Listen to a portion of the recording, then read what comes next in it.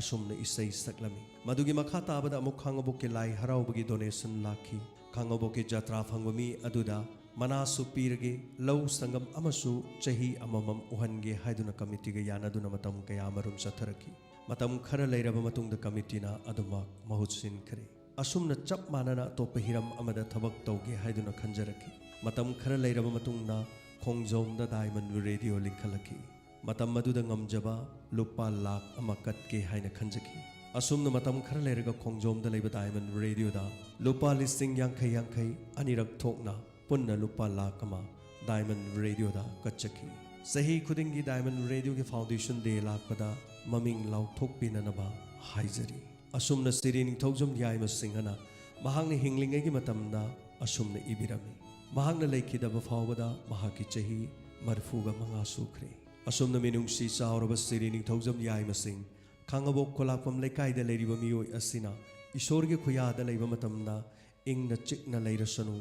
afaba mapok amada amo mi oina poklasanu haiduna ishorgi mafamda diamond radio gi maikai dagishu hanna hana mapugi mafamda nizari ngasi di nungsijaraba siri ningthaujum yai masing taibang thadoktuna mapugi khuyada changjakre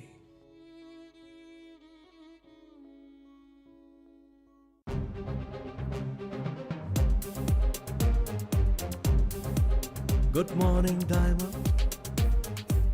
Good morning Good morning Good morning Good morning Diamond Good morning Good morning Diamond Adom na tabi ba channel asi 91.2 MHz ta sandok chariba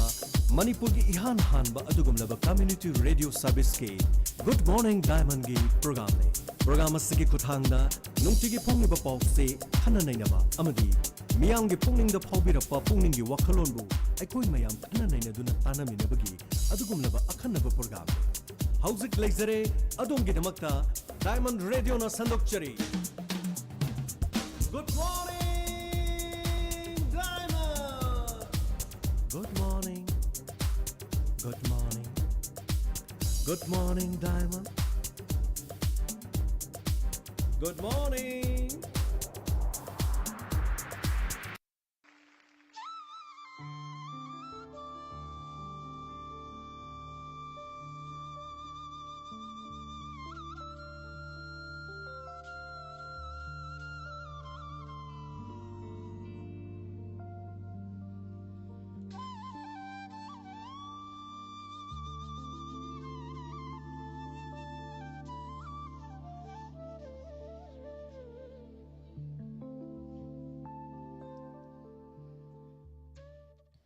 Good morning Diamond gi thorom tabiriba singbo amuka hana pusparani lai shramna taram noksari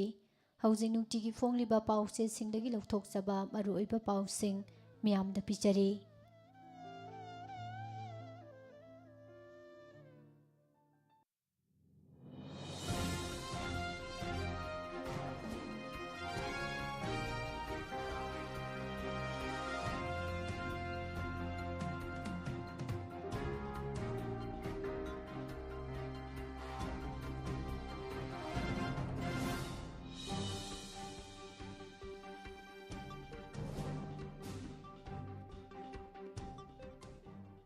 ngasi ai faraba meragi tarani panba english singani kun october gi tarik kun ga taruk ningthokaba numit asigi ahan badam maroiba pau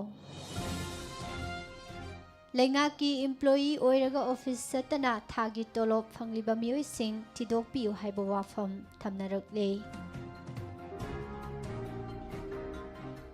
Dilip Sakiana ngasi ga hayenga BJP gi mirep singi bot khom ga tawri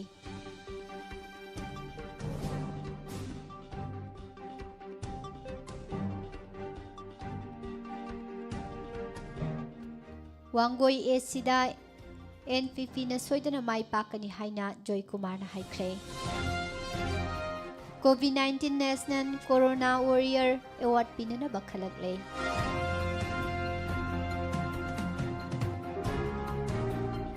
achumna kaukhiba ban handokre hairi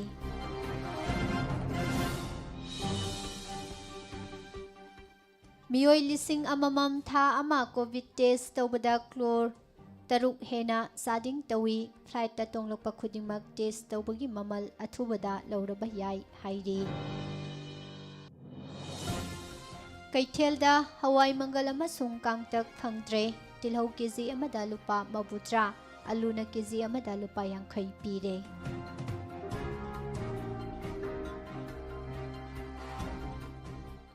ꯀꯣꯚꯤꯗ-19 test ꯇꯧꯕꯒꯤ ꯆꯥꯡ ꯍꯟꯊꯔꯛꯄꯗꯒꯤ ꯃꯅꯤꯄꯨꯔꯗ positive ꯑꯣꯏꯕꯒꯤ ꯆꯥꯡ ꯍꯟꯊꯔꯛꯂꯦ꯫ Positive ꯑꯣꯏꯗꯨꯅ ꯂꯩꯈꯤꯗꯕ ꯃꯁꯤꯡ 159 ꯁꯨꯈ꯭ꯔꯦ꯫ Active case 3,163 ꯑꯣꯏꯔꯤ꯫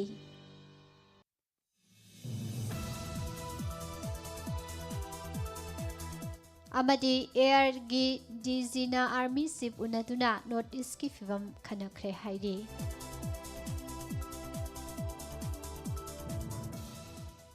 ꯃꯔꯨꯑꯣꯏꯕ ꯄꯥꯎꯁꯤꯡ ꯍꯧꯖꯤꯛ ꯃꯤꯌꯥꯝꯗ ꯁꯟꯗꯣꯛꯅ ꯄꯤꯖꯔꯤ꯫ ꯁ꯭ꯇꯦꯠ ꯑꯁꯤꯗ ꯂꯩꯉꯥꯛꯀꯤ ꯏꯝꯄ꯭ꯂꯣꯌꯤ ꯑꯣꯏꯔꯒ ꯑꯣꯐꯤꯁ ꯆꯠꯇꯅ ꯑꯃꯗꯤ ꯑꯇꯣꯞꯄ ꯃꯤꯑꯣꯏꯗ ꯅꯦꯛꯊꯣꯛꯂꯒ ꯊꯕꯛ ꯇꯧꯍꯟꯗꯨꯅ ꯊꯥꯒꯤ ꯐꯪꯐꯝ ꯊꯣꯛꯄ ꯇꯣꯂꯣꯞ ꯑꯗꯨꯃꯛ ꯐꯪꯕ ꯃꯤꯑꯣꯏ ꯀꯌꯥ ꯂꯩꯔꯦ꯫ ꯃꯁꯤꯅ ꯂꯩꯉꯥꯛꯀꯤ ꯊꯕꯛ ꯊꯧꯔꯝꯁꯤꯡꯗ ꯁꯦꯟꯃꯤꯠꯂꯣꯟꯗ ꯆꯥꯎꯅ ꯑꯀꯥꯏꯕ ꯄꯤꯕꯈꯛ ꯅꯠꯇꯅ ꯂꯝꯗꯝ ꯑꯁꯤꯕꯨ ꯆꯥꯎꯈꯠꯄ ꯊꯤꯟꯊꯍꯟꯅꯕꯒꯤ ꯑꯆꯧꯕ ꯃꯔꯝ ꯑꯃ ꯑꯣꯏꯔꯦ꯫ ꯃꯔꯝ ꯑꯁꯤꯅ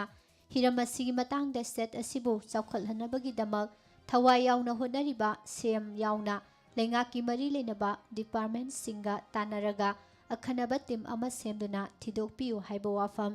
ꯃꯥꯏꯀꯩ ꯀꯌꯥꯗꯒꯤ ꯐꯣꯡꯗꯣꯛꯅꯔꯛꯂꯤ꯫ ꯃꯅꯤꯄꯨꯔ ꯂꯩꯉꯥꯛꯀꯤ ꯃꯈꯥꯗ ꯂꯩꯕ ꯇꯣꯉꯥꯟ ꯇꯣꯉꯥꯟꯕ ꯂꯣꯏꯁꯪꯁꯤꯡꯗ ꯆꯥꯎꯔꯥꯛꯅ ꯔꯦꯒꯨꯂꯔ ꯄꯣꯁꯠ 39,995 ꯌꯥꯎꯅ ꯄꯨꯟꯅ ꯒꯣꯚꯔꯟꯃꯦꯟꯠꯀꯤ ꯏꯝꯄ꯭ꯂꯣꯌꯤ 1,52,52 ꯆꯥꯇ꯭ꯔꯦꯠ 13 ꯍꯦꯟꯅ ꯂꯩ꯫ ꯒꯣꯚꯔꯟꯃꯦꯟꯠꯀꯤ ꯊꯕꯛ ꯇꯧꯔꯤꯕ ꯃꯤꯑꯣꯏꯁꯤꯡ ꯑꯁꯤꯒꯤ ꯊꯥꯒꯤ ꯇꯣꯂꯣꯞ ꯄꯤꯅꯅꯕ ꯍꯣꯠꯅꯕꯗ ꯁ꯭ꯇꯦꯠ ꯒꯣꯚꯔꯟꯃꯦꯟꯠꯅ ꯊꯥ ꯑꯃꯗ ꯆꯥꯎꯔꯥꯛꯅ ꯂꯨꯄꯥ ꯀ꯭ꯔꯣꯔ 2,803 ꯂꯣꯝ ꯍꯦꯟꯅ ꯆꯥꯗꯤꯡ ꯇꯧꯔꯤ꯫ ꯀꯣꯚꯤꯗ-19ꯒꯤ ꯂꯩꯅꯥ ꯂꯥꯏꯆꯠꯄꯨ ꯂꯥꯛꯁꯤꯟꯅꯕ ꯍꯣꯠꯅꯕꯗ ꯇꯣꯉꯥꯟ ꯇꯣꯉꯥꯟꯕ ꯊꯕꯛ ꯊꯧꯔꯝꯒꯤꯗꯃꯛ ꯃꯇꯝ ꯈꯔꯒꯤ ꯑꯣꯏꯅ ꯃꯤꯑꯣꯏ ꯀꯌా ꯑꯃ ꯊꯕꯛ ꯄꯤꯕꯅ ꯃꯔꯝ ꯑꯣꯏꯗꯨꯅ ꯍꯧꯖꯤꯛꯀꯤ ꯑꯣꯏꯅ ꯂꯩꯉꯥꯛꯅ ꯊꯥ ꯑꯃꯗ ꯏꯝꯄ꯭ꯂꯣꯌꯤꯁꯤꯡꯒꯤ ꯇꯣꯂꯣꯞ ꯄꯤꯅꯕꯒꯤꯗꯃꯛ ꯍꯥꯟꯅ ꯆꯥꯗꯤꯡ ꯇꯧꯔꯝꯂꯤꯕ ꯂꯨꯄꯥ ꯀ꯭ꯔꯣꯔ 2,403 ꯑꯁꯤꯗꯒꯤ ꯍꯦꯟꯅ ꯆꯥꯗꯤꯡ ꯇꯧꯔꯤꯕꯅꯤ꯫ ꯑꯃꯔꯣꯝꯗ ꯒꯣꯚꯔꯟꯃꯦꯟꯠꯀꯤ ꯊꯕꯛ ꯐꯪꯅꯅꯕ ꯍꯣꯠꯅꯕꯗ ꯂꯝꯗꯝꯁꯤꯒꯤ ꯃꯤꯑꯣꯏ ꯀꯌꯥꯗꯤ ꯑꯋꯥꯕ ꯀꯌꯥ ꯃꯥꯌꯣꯛꯅꯔꯤꯕꯅꯤ꯫ ꯑꯗꯨꯕꯨ ꯉꯁꯤꯃꯛ ꯁ꯭ꯇꯦꯠ ꯑꯁꯤꯗ ꯒꯣꯚꯔꯟꯃꯦꯟꯠꯀꯤ ꯇꯣꯉꯥꯟ ꯇꯣꯉꯥꯟꯕ ꯗꯤꯄꯥꯔꯠꯃꯦꯟꯠꯁꯤꯡꯗ ꯊꯕꯛ ꯇꯧꯕ ꯃꯤꯑꯣꯏ ꯀꯌꯥ ꯑꯃ ꯑꯣꯐꯤꯁ ꯆꯠꯇꯅ ꯊꯕꯛ ꯇꯧꯗꯅ ꯃꯌꯨꯝꯗ ꯂꯩꯅ ꯂꯩꯅ ꯊꯥꯒꯤ ꯇꯣꯂꯣꯞꯇꯤ ꯑꯗꯨꯃꯛ ꯐꯪꯕ ꯃꯤꯑꯣꯏ ꯀꯌꯥ ꯑꯃ ꯂꯩꯔꯤ꯫ ꯐꯝ ꯑꯆꯧꯕꯗꯒꯤ ꯃꯆꯥ ꯐꯥꯎꯕꯗ ꯂꯩꯉꯥꯛꯀꯤ ꯊꯕꯛ ꯇꯧꯔꯤꯕ ꯃꯤꯑꯣꯏꯁꯤꯡ ꯑꯁꯤꯒꯤ ꯃꯅꯨꯡꯗ ꯉꯁꯤꯁꯨ ꯂꯩꯉꯥꯛꯀꯤ ꯑꯆꯧ ꯑꯁꯥꯡꯁꯤꯡ ꯈꯪꯗꯅ ꯑꯗꯨꯃꯛ ꯑꯣꯐꯤꯁ ꯆꯠꯇꯅ ꯊꯥꯒꯤ ꯐꯪꯐꯝ ꯊꯣꯛꯄ ꯌꯥꯝꯕ ꯌꯥꯝꯗꯕ ꯇꯣꯂꯣꯞ ꯈꯔꯗꯤ ꯑꯗꯨꯃꯛ ꯂꯦꯝꯅ ꯐꯪꯕꯒꯤ ꯊꯧꯑꯣꯡ ꯎꯔꯕꯁꯨ ꯈꯪꯅ ꯆꯥꯟꯅꯕ ꯑꯃꯗꯤ ꯂꯩꯀꯥꯏꯒꯤ ꯃꯤꯑꯣꯏ ꯑꯣꯏꯕ ꯃꯔꯝꯅ ꯍꯥꯏꯗꯣꯛꯅꯗꯕ ꯀꯌꯥ ꯑꯃꯁꯨ ꯌꯥꯎꯗꯕ ꯅꯠꯇꯦ꯫ ꯍꯤꯔꯝ ꯑꯁꯤꯒꯤ ꯃꯇꯥꯡꯗ ꯂꯝꯗꯝ ꯑꯁꯤꯕꯨ ꯆꯥꯎꯈꯠꯍꯟꯕ ꯄꯥꯝꯕ ꯃꯁꯥꯒꯤ ꯃꯊꯧꯗꯥꯡ ꯅꯤꯡꯊꯤꯅ ꯇꯧꯗꯨꯅ ꯃꯤꯄꯥꯜ ꯇꯥꯡꯗꯕ ꯂꯩꯕꯥꯛ ꯑꯃ ꯑꯣꯏꯍꯟꯕ ꯄꯥꯝꯕ ꯃꯤꯑꯣꯏ ꯀꯌꯥꯅ ꯄꯥꯎꯆꯦ ꯑꯁꯤꯗ ꯄꯦꯟꯗꯕꯒꯤ ꯋꯥꯐꯝ ꯀꯌꯥ ꯑꯁꯤ ꯐꯣꯡꯗꯣꯔꯛꯈꯤꯕꯅꯤ꯫ ꯄ꯭ꯔꯥꯏꯚꯦꯠ ꯁꯦꯛꯇꯔꯁꯤꯡꯗ ꯊꯕꯛ ꯇꯧꯕ ꯃꯤꯑꯣꯏ ꯀꯌꯥ ꯀꯣꯚꯤꯗ-19ꯅ ꯃꯔꯝ ꯑꯣꯏꯗꯨꯅ ꯊꯕꯛ ꯇꯧꯕ ꯌꯥꯗꯕꯅ ꯈꯝ ꯊꯦꯡꯅ ꯋꯥꯗꯨꯅ ꯑꯐꯪ ꯑꯐꯪꯕ ꯊꯕꯛ ꯑꯃꯗꯤ ꯃꯌꯨꯝꯗ ꯌꯨꯝ ꯏꯪꯈꯣꯜꯒꯤ ꯊꯕꯛ ꯇꯧꯅꯗꯨꯅ ꯋꯥꯅ ꯄꯨꯟꯁꯤ ꯂꯦꯟꯅꯔꯤ꯫ ꯑꯃꯔꯣꯝꯗꯅ ꯂꯩꯉꯥꯛꯀꯤ ꯊꯕꯛ ꯇꯧꯏ ꯍꯥꯏꯗꯨꯅ ꯑꯣꯐꯤꯁ ꯆꯠꯇꯅ ꯑꯗꯨꯃꯛ ꯊꯥꯒꯤ ꯐꯪꯐꯝ ꯊꯣꯛꯄ ꯇꯣꯂꯣꯞ ꯐꯪꯂꯤꯕ ꯑꯁꯤ ꯀꯗꯥꯏ ꯐꯥꯎꯕ ꯆꯨꯝꯕꯅꯣ? ꯊꯧꯑꯣꯡ ꯑꯁꯤꯅ ꯂꯝꯗꯝ ꯑꯁꯤ ꯆꯥꯎꯈꯠꯂꯛꯄꯒꯤ ꯂꯝꯕꯤꯗ ꯑꯆꯧꯕ ꯑꯄꯟꯕ ꯑꯃ ꯄꯤꯕ ꯍꯥꯏꯕꯗꯨ ꯑꯣꯏꯔꯦ꯫ ꯃꯔꯝ ꯑꯗꯨꯅ ꯍꯤꯔꯝ ꯑꯁꯤꯒꯤ ꯃꯇꯥꯡꯗ ꯂꯝꯗꯝ ꯑꯁꯤꯒꯤ ꯆꯥꯎꯈꯠꯄꯒꯤ ꯊꯕꯛ ꯊꯧꯔꯝꯗ ꯈꯨꯃꯥꯡ ꯆꯥꯎꯁꯤꯟꯅꯕ ꯊꯋꯥꯏ ꯌꯥꯎꯅ ꯍꯣꯠꯅꯔꯤꯕ ꯁꯤꯑꯦꯝ ꯌꯥꯎꯅ ꯂꯩꯉꯥꯛꯀꯤ ꯃꯔꯨꯑꯣꯏꯕ ꯗꯤꯄꯥꯔꯠꯃꯦꯟꯠꯁꯤꯡꯅ ꯁ꯭ꯇꯦꯠ ꯑꯁꯤꯗ ꯂꯩꯉꯥꯛꯀꯤ ꯊꯕꯛ ꯇꯧꯔꯒ ꯃꯁꯥꯒꯤ ꯇꯧꯐꯝ ꯊꯣꯛꯄ ꯊꯕꯛꯁꯤꯡ ꯇꯧꯗꯅ ꯊꯥꯒꯤ ꯇꯣꯂꯣꯞ ꯆꯥꯔꯤꯕ ꯃꯤꯑꯣꯏꯁꯤꯡꯕꯨ ꯊꯤꯒꯠꯄꯤꯗꯨꯅ ꯃꯇꯤꯛ ꯆꯥꯕ ꯑꯦꯛꯁꯟ ꯂꯧꯈꯠꯍꯟꯅꯤꯡꯉꯤ꯫ ꯀꯔꯤ ꯃꯔꯝꯗꯒꯤ ꯑꯁꯤꯒꯨꯝꯕ ꯐꯤꯚꯝ ꯑꯁꯤ ꯑꯣꯏꯔꯛꯂꯤꯕꯅꯣ ꯍꯥꯏꯕꯒꯤ ꯃꯇꯥꯡꯗ ꯌꯥꯝꯅ ꯀꯨꯞꯅ ꯊꯤꯒꯠꯍꯟꯅꯤꯡꯉꯤ꯫ ꯑꯣꯐꯤꯁ ꯀꯥꯗꯅ ꯇꯣꯂꯣꯞ ꯂꯧꯕꯒꯤ ꯊꯧꯑꯣꯡ ꯑꯁꯤꯅ ꯂꯩꯉꯥꯛꯀꯤ ꯕꯖꯦꯠꯇ ꯆꯥꯎꯅ ꯑꯀꯥꯏꯕ ꯄꯤꯕꯈꯛ ꯅꯠꯇꯅ ꯍꯤꯔꯝ ꯈꯨꯗꯤꯡꯗ ꯁꯣꯠꯊꯔꯛꯅꯕ ꯑꯆꯧꯕ ꯃꯔꯝ ꯑꯃꯁꯨ ꯑꯣꯏꯔꯤꯕꯅꯤ ꯍꯥꯏꯅꯁꯨ ꯐꯣꯡꯗꯣꯛꯅꯔꯛꯈꯤ꯫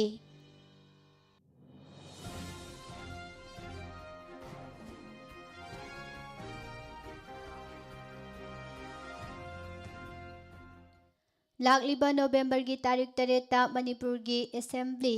ꯀꯣꯟꯁꯇꯤꯇꯨꯌꯦꯟꯁꯤ 4ꯗ ꯄꯥꯡꯊꯣꯛꯀꯗꯧꯔꯤꯕ ꯃꯔꯛꯀꯤ ꯃꯤꯈꯜꯒꯤ ꯃꯥꯡꯑꯣꯏꯅꯅ ꯅꯨꯃꯤꯠ 4ꯅꯤꯒꯤ ꯈꯣꯡꯆꯠꯇ ꯕꯤꯖꯦꯄꯤꯒꯤ ꯅꯦꯁꯅꯦꯜ ꯖꯦꯅꯔꯦꯜ ꯁꯦꯀ꯭ꯔꯦꯇꯔꯤ ꯑꯣꯏꯔꯤꯕ MP ꯗꯤꯂꯤꯞ ꯁꯥꯏꯀꯤꯌꯥ ꯉꯔꯥꯡ ꯏꯝꯐꯥꯜꯗ ꯊꯨꯡꯂꯈ꯭ꯔꯦ꯫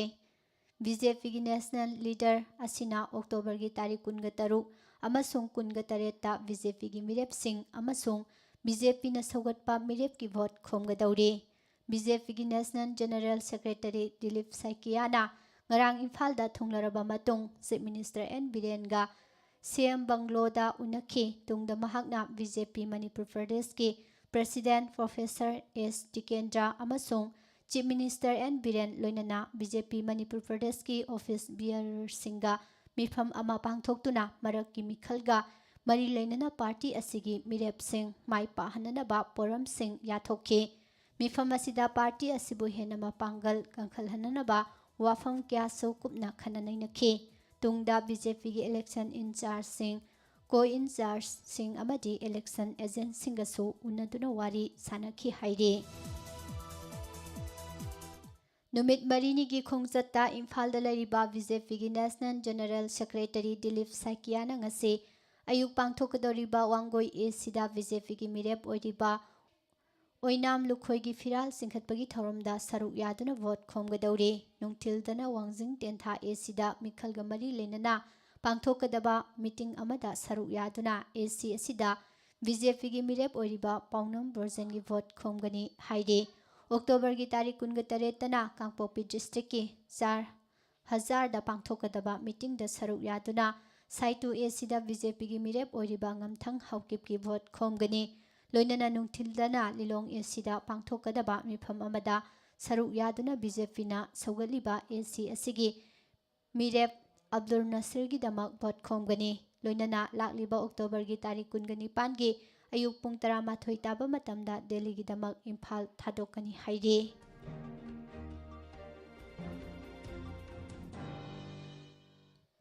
ꯏꯝꯐꯥꯜ ꯋꯦꯁꯀꯤ 12 ꯀꯩꯁꯥꯝꯊꯣꯡ ꯑꯦꯁꯤꯗꯒꯤ ꯀꯨꯝꯖꯥ ꯏꯪ 2018ꯇ ꯄꯥꯡꯊꯣꯛꯄ 11ꯁꯨꯕ ꯁ꯭ꯇꯦꯠ ꯑꯦꯁꯦꯝꯕ꯭ꯂꯤ ꯏꯂꯦꯛꯁꯟꯗ ꯅꯦꯁꯅꯦꯜ ꯄꯤꯄꯜꯁ ꯄꯥꯔꯇꯤ (NPP)ꯒꯤ ꯇꯤꯀꯦꯠꯇ ꯀꯥꯔꯛꯄꯗꯒꯤ ꯃꯤꯅꯤꯁꯇꯔ ꯐꯥꯎꯕ ꯑꯣꯏꯔꯝꯂꯕ ꯂꯥꯡꯄꯣꯛꯂꯥꯛꯄꯝ ꯖꯌꯟꯇꯀꯨꯃꯥꯔꯒꯤ ꯃꯊꯛꯇ ꯃꯤꯈꯜ ꯑꯁꯤꯗ ꯃꯍꯥꯛꯀ ꯂꯝꯕꯥ ꯇꯧꯅꯈꯤꯕ ꯀꯣꯡꯒ꯭ꯔꯦꯁ ꯃꯤꯔꯦꯞ ꯂꯥꯏꯁꯣꯝ ꯏꯕꯣꯝꯆꯥꯅ ꯐꯥꯏꯜ ꯇꯧꯔꯛꯄ ꯏꯂꯦꯛꯁꯟ ꯄꯤꯇꯤꯁꯟꯒꯤ ꯋꯥꯌꯦꯜꯗ ꯍꯥꯏ ꯀꯣꯔꯠꯅ ꯀꯦꯁ ꯑꯁꯤꯒꯤ ꯂꯣꯀꯦꯜ ꯀꯃꯤꯁꯅꯔꯗ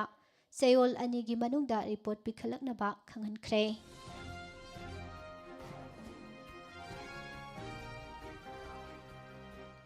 ꯃꯥꯂꯦꯝꯒꯤ ꯑꯣꯏꯅ ꯍꯧꯖꯤꯛ ꯌꯥꯝꯅ ꯁꯥꯊꯤꯕ ꯂꯩꯅꯥ ꯂꯥꯏꯆꯠ ꯑꯣꯏꯔꯤꯕ ꯀꯣꯚꯤꯗ-19 ꯀꯣꯔꯣꯅꯥ ꯏꯄꯤꯗꯦꯃꯤꯛꯄꯨ ꯂꯥꯟꯊꯦꯡꯅꯔꯤꯕ ꯂꯥꯟꯃꯤꯁꯤꯡꯒꯤ ꯄꯨꯛꯅꯤꯡ ꯊꯧꯒꯠꯅꯤꯡꯉꯥꯏ ꯑꯣꯏꯔꯤꯕ ꯒ꯭ꯂꯣꯕꯦꯜ ꯀꯣꯔꯣꯅꯥ ꯋꯥꯔꯤꯌꯔ ꯑꯦꯋꯥꯔꯗ ꯀꯃꯤꯇꯤꯅ ꯁꯤꯟꯗꯨꯅ ꯆꯠꯂꯤꯕ ꯆꯍꯤꯁꯤꯒꯤ ꯗꯤꯁꯦꯝꯕꯔꯗ ꯅ꯭ꯌꯨ ꯗꯦꯜꯂꯤꯗ ꯄꯥꯡꯊꯣꯛꯀꯗꯕ ꯊꯧꯔꯝꯗ ꯌꯦꯟꯊꯣꯛꯀꯗꯕ ꯂꯦꯝꯖꯅꯤꯡꯉꯥꯏ ꯑꯣꯏꯕ ꯀꯣꯚꯤꯗ-19 ꯅꯦꯁꯅꯦꯜ ꯀꯣꯔꯣꯅꯥ ꯋꯥꯔꯤꯌꯔ ꯑꯦꯋꯥꯔꯗ 2020 ꯄꯤꯅꯕꯒꯤꯗꯃꯛ ꯈꯜꯂꯛꯄꯗ ꯃꯅꯤꯄꯨꯔꯗꯒꯤ ꯁꯦꯛꯃꯥꯏ ꯑꯦꯁꯤꯒꯤ MLA ꯍꯩꯈꯥꯝ ꯗꯤꯡꯀꯣ, ꯇꯣꯞ ꯗꯨꯁꯦꯔꯥꯒꯤ ꯄ꯭ꯔꯙꯥꯟ ꯃꯌꯥꯡꯂꯝꯕꯝ ꯁꯨꯔꯕꯂꯥ, ꯈꯨꯔꯥꯏ ꯀꯣꯡꯈꯥꯝ ꯂꯩꯀꯥꯏꯗꯒꯤ ꯗꯣꯛꯇꯔ ꯌꯨꯝꯅꯥꯝ ꯁꯨꯔꯖꯤꯠ ꯀꯨꯃꯥꯔ ꯃꯉꯥꯡ, ꯀꯨꯝꯕꯤ ꯂꯩꯔꯛ ꯑꯆꯧꯕꯗꯒꯤ ꯋꯥꯍꯦꯡꯕꯝ ꯃꯅꯣꯖ ꯇꯟ, ꯈꯥꯡꯉꯕꯣꯛꯇꯒꯤ ꯗꯣꯛꯇꯔ ꯈꯨꯟꯗ꯭ꯔꯥꯛꯄꯝ ꯑꯀꯣꯏꯁꯅꯥ, ꯇꯥꯎꯕꯨꯡꯈꯣꯛꯇꯒꯤ ꯉꯥꯁꯦꯛꯄꯝ ꯅꯤꯂꯀꯥꯟꯇ ꯑꯃꯁꯨꯡ ꯊꯧꯕꯥꯜ ꯗꯤꯁꯇ꯭ꯔꯤꯛꯀꯤ ꯀꯣꯗꯣꯝꯄꯣꯛꯄꯤ ꯁ꯭ꯄꯣꯔꯠꯁ ꯀꯝꯄ꯭ꯂꯦꯛꯁ ꯋꯥꯡꯖꯤꯡꯗ ꯃꯊꯧ ꯄꯥꯡꯊꯣꯛꯂꯤꯕ ꯑꯦꯟꯇꯤ-ꯀꯣꯚꯤꯗ-19 ꯀꯣꯗꯣꯝꯄꯣꯛꯄꯤ ꯊꯧꯕꯥꯜ ꯗꯤꯁꯇ꯭ꯔꯤꯛꯀꯤ ꯚꯣꯂꯨꯟꯇꯤꯌꯔꯁꯤꯡꯁꯨ ꯈꯜꯂꯛꯂꯦ ꯍꯥꯏꯔꯤ꯫ ꯑꯦꯋꯥꯔꯗ ꯑꯁꯤꯒꯤ ꯃꯔꯝꯗ ꯑꯀꯨꯞꯄ ꯃꯔꯣꯜ ꯈꯪꯕꯤꯅꯤꯡꯕꯁꯤꯡꯅ ꯒ꯭ꯂꯣꯕꯦꯜ ꯀꯣꯔꯣꯅꯥ ꯋꯥꯔꯤꯌꯔ ꯑꯦꯋꯥꯔꯗ ꯀꯃꯤꯇꯤꯒꯤ ꯀꯟꯚꯦꯅꯔ ꯑꯣꯏꯔꯤꯕ ꯗꯂꯤꯠ ꯁꯥꯍꯤꯇ꯭ꯌ ꯑꯦꯀꯥꯗꯃꯤꯒꯤ ꯃꯌꯥꯏꯂꯣꯏꯁꯪꯗꯒꯤ ꯈꯪꯕꯤꯔꯕ ꯌꯥꯒꯅꯤ ꯍꯥꯏꯅ ꯑꯦꯀꯥꯗꯃꯤ ꯑꯁꯤꯒꯤ ꯁꯦꯀ꯭ꯔꯦꯇꯔꯤ V.K. ꯃꯉꯥꯡꯅ ꯊꯥꯗꯣꯔꯛꯄ ꯆꯦꯔꯣꯜ ꯑꯃꯗ ꯐꯣꯡꯗꯣꯔꯛꯂꯤ꯫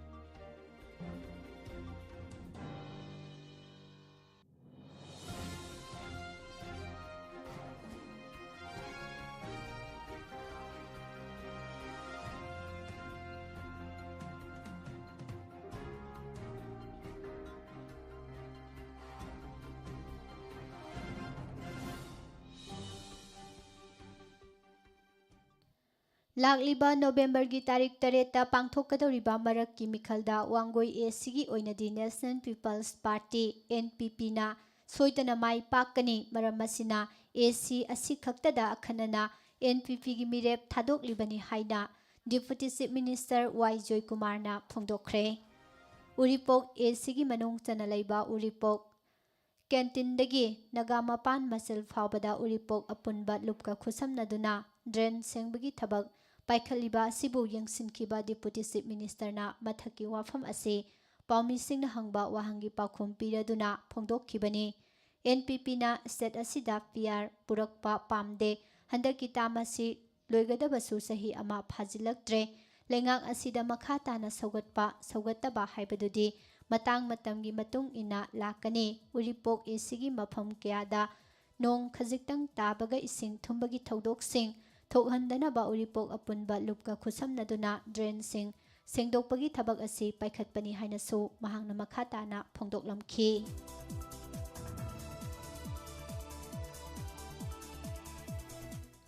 ADC ꯃꯤꯈꯜ ꯃꯇꯝ ꯆꯥꯅ ꯄꯥꯡꯊꯣꯛꯅꯕ ꯑꯆꯨꯝꯅ ꯇꯥꯟꯈꯤꯕ ꯗꯤꯃꯥꯟꯗꯒ ꯃꯔꯤ ꯂꯩꯅꯅ ꯉꯔꯥꯡ ꯑꯅꯤꯁꯨꯕ ꯔꯥꯎꯟꯗꯒꯤ ꯑꯣꯏꯅ ꯂꯩꯉꯥꯛꯀ ꯂꯨꯞ ꯑꯁꯤꯒꯤ ꯊꯧꯃꯤꯁꯤꯡꯒ ꯋꯥꯔꯤ ꯁꯥꯅꯈ꯭ꯔꯦ꯫ ꯋꯥꯔꯤ ꯁꯥꯅꯕ ꯑꯁꯤꯗ ꯂꯩꯉꯥꯛꯀꯤ ꯃꯥꯏꯀꯩꯗꯒꯤ ꯑꯆꯨꯝꯅ ꯇꯥꯜꯂꯤꯕ ꯗꯤꯃꯥꯟꯗ ꯑꯁꯤ ꯊꯕꯛꯇ ꯑꯣꯟꯊꯣꯛꯅꯅꯕ ꯍꯣꯠꯅꯔꯒꯅꯤ ꯍꯥꯏꯕꯒꯤ ꯊꯥꯖꯕ ꯂꯩꯉꯥꯛꯀꯤ ꯃꯥꯏꯀꯩꯗꯒꯤ ꯑꯏꯕ ꯑꯣꯏꯅ ꯄꯤꯔꯛꯄꯅ ꯃꯔꯝ ꯑꯣꯏꯔꯒ ꯂꯥꯛꯂꯤꯕ ꯑꯣꯛꯇꯣꯕꯔꯒꯤ ꯇꯥꯔꯤꯛ 23 ꯉꯁꯤꯗꯒꯤ ꯍꯧꯅ ꯄꯨꯡ 49 ꯆꯨꯝꯅ ꯏꯟꯇꯔ ꯁ꯭ꯇꯦꯠ ꯕꯟꯗ ꯑꯃꯁꯨꯡ ꯅꯦꯁꯅꯦꯜ ꯄ꯭ꯔꯣꯖꯦꯛꯇꯁꯤꯡ ꯊꯤꯡꯕꯒꯤ ꯈꯣꯡꯖꯪ ꯆꯪꯁꯤꯟꯒꯅꯤ ꯍꯥꯏꯅ ꯇꯧꯔꯝꯕ ꯑꯁꯤ ꯅꯨꯃꯤꯠ 10ꯅꯤꯒꯤ ꯑꯣꯏꯅ ꯍꯟꯗꯣꯛꯂꯦ ꯍꯥꯏꯅ ꯑꯆꯨꯝꯒꯤ information and publicity secretary Khaimilen ꯗꯧꯉꯦꯟꯅ ꯊꯥꯗꯣꯔꯛꯄ ꯆꯦꯔꯣꯜꯗ ꯐꯣꯡꯗꯣꯔꯛꯂꯤ꯫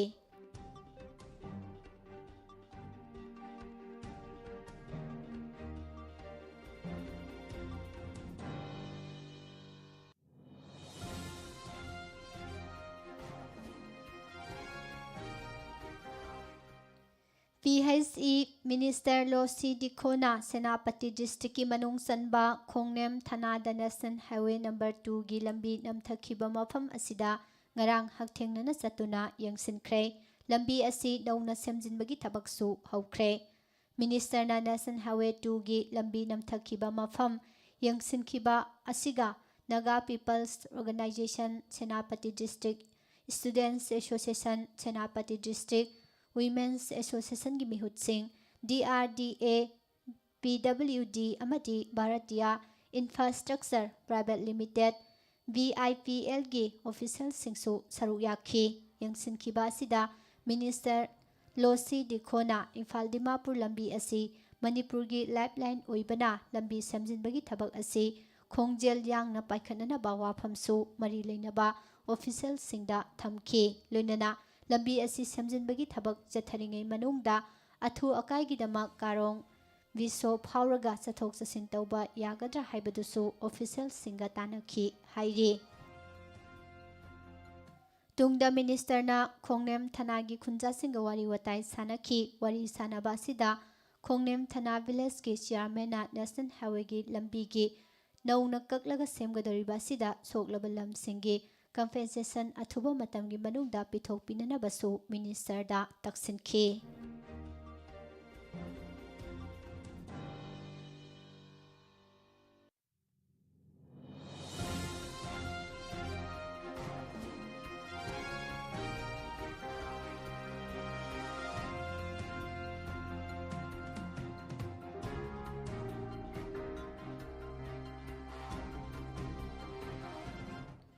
ꯃꯅꯤꯄꯨꯔꯒꯤ ꯃꯤꯌꯥꯝ ꯀꯣꯚꯤꯗ-19 ꯇꯦꯁ ꯇꯧꯕꯗ ꯁꯤꯖꯤꯟꯅꯔꯤꯕ ꯀꯤꯠꯁꯤꯡ Indian council for medical research (ICMR)ꯅ ꯂꯦꯝꯅ ꯄꯤꯔꯝꯕꯗꯨ ꯂꯦꯞꯈꯤꯕꯗꯒꯤ ꯁ꯭ꯇꯦꯠꯅ ꯁꯦꯜ ꯄꯨꯊꯣꯛꯂꯒ ꯂꯩꯕꯅ ꯃꯔꯝ ꯑꯣꯏꯔꯗꯨꯅ ꯂꯩꯉꯥꯛꯇ ꯑꯆꯧꯕ ꯄꯣꯠꯂꯨꯝ ꯑꯃ ꯑꯣꯏꯔꯦ꯫ ꯅꯣꯡꯃꯗ ꯃꯤꯑꯣꯏ 1,000 ꯊꯥ ꯑꯃ ꯇꯦꯁ ꯇꯧꯕꯗ ꯂꯩꯉꯥꯛꯀꯤ ꯑꯦꯛꯁꯆꯦꯀꯔꯗꯒꯤ ꯂꯨꯄꯥ ꯀ꯭ꯔꯣꯔ 3,05,000 ꯔꯣꯝ ꯆꯠꯂꯕ ꯌꯥꯏ ꯍꯥꯏꯅ ꯄꯥꯕ ꯃꯔꯝꯅ ꯇꯉꯥꯏꯐꯗꯕ ꯈꯔꯗꯃꯛ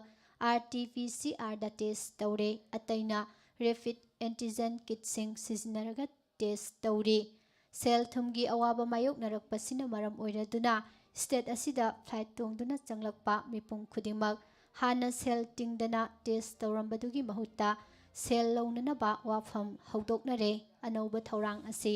ꯅꯣꯕꯦꯝꯕꯔꯒꯤ ꯇꯥꯔꯤꯛ ꯑꯃꯗꯒꯤ ꯆꯠꯅꯔꯕ ꯌꯥꯏ ꯍꯥꯏꯅ ꯄꯥꯅꯔꯤ꯫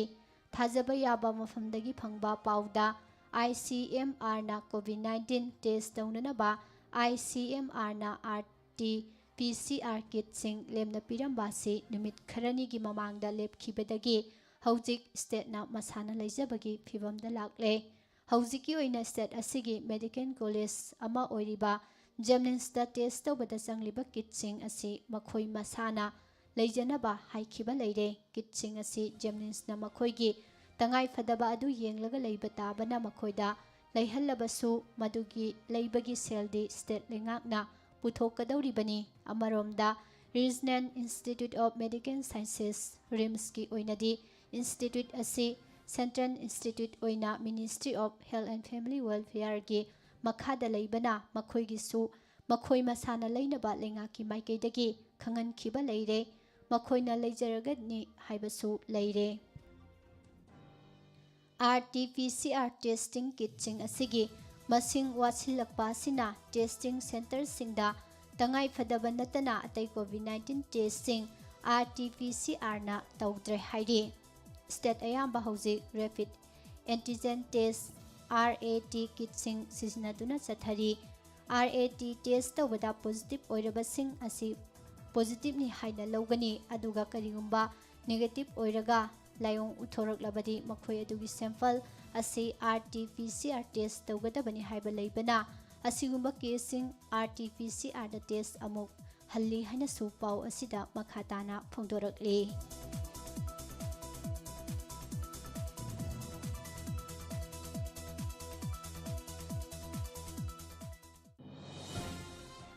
ꯕꯤꯁꯅꯨꯄꯨꯔ ꯗꯤꯁꯇ꯭ꯔꯤꯛ ꯄꯨꯂꯤꯁꯀꯤ ꯀꯃꯥꯟꯗꯣꯒꯤ ꯇꯤꯝꯅ ꯉꯔꯥꯡ ꯑꯌꯨꯛ ꯄꯨꯡ 12 ꯇꯥꯕ ꯃꯇꯝꯗ ꯃꯤꯑꯣꯏ ꯑꯃ ꯌꯥꯝꯂꯕ ꯀꯥꯅꯤ ꯀꯤꯂꯣꯒ꯭ꯔꯥꯝ 3ꯒ ꯀꯣꯟꯅꯅ ꯐꯥꯔꯦ꯫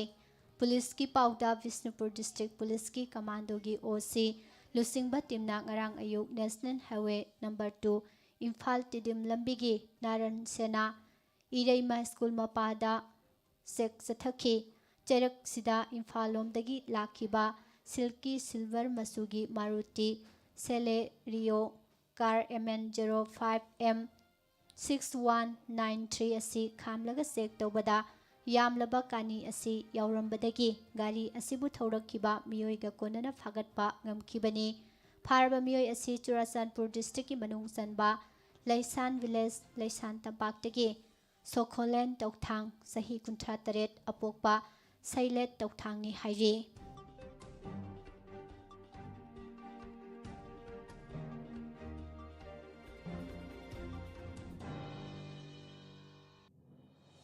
ꯂꯩꯕꯥꯛ ꯑꯁꯤꯗ ꯇꯤꯜꯍꯧ ꯑꯃꯁꯨꯡ ꯑꯂꯨ ꯄꯨꯊꯣꯛꯄꯒꯤ ꯃꯇꯝ ꯑꯣꯏꯈꯤꯗꯕꯒꯤ ꯃꯊꯛꯇ ꯄꯣꯠꯂꯝ ꯑꯁꯤ ꯇꯉꯥꯏ ꯐꯗꯅ ꯃꯤꯌꯥꯝꯅ ꯁꯤꯖꯤꯟꯅꯗꯕ ꯌꯥꯗꯕ ꯑꯣꯏꯔꯛꯄꯅ ꯃꯃꯜ ꯑꯉꯛꯄ ꯐꯪꯅ ꯋꯥꯡꯈꯠꯂꯛꯂꯦ꯫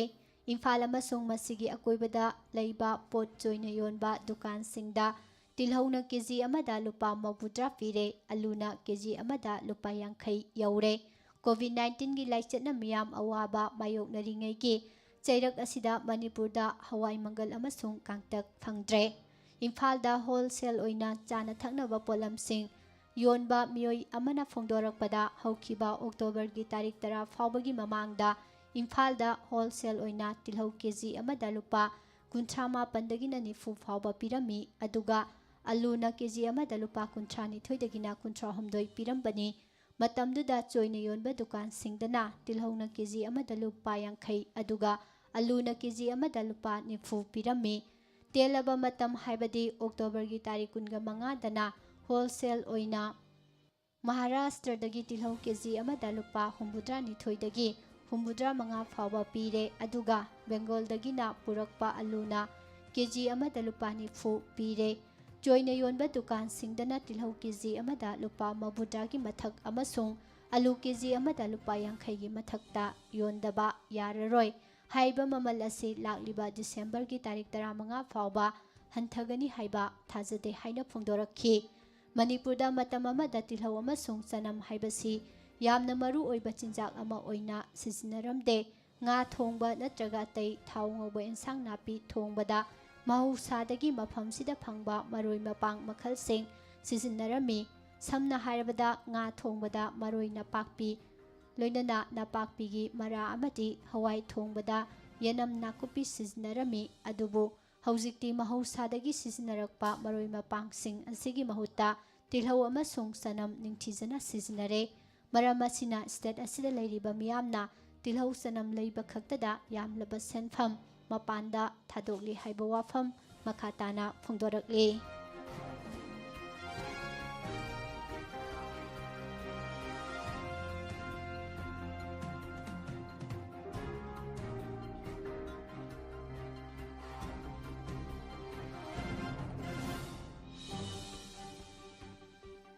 Manipurda COVID-19 test tawbagi sang hantarakpaga loinana positive oiba migi masingsu hantarakle haukiba pung kunga mari asigi manungda CFPF ki personnel ani yauna punamioi samaga nifu COVID-19 positive oiba thengnaduna apunba COVID-19 gi case lising tara taret chamaga humfuni thoi yaukre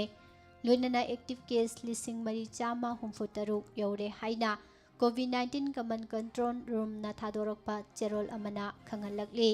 nauna positive oiba thengnariba punba mising lising tara taret chama humfuni thoi asigi manungda lising tara mari samri yankhaiga mari di general population dagini lising ani chatet sumna nipana CFPF ki personnel singni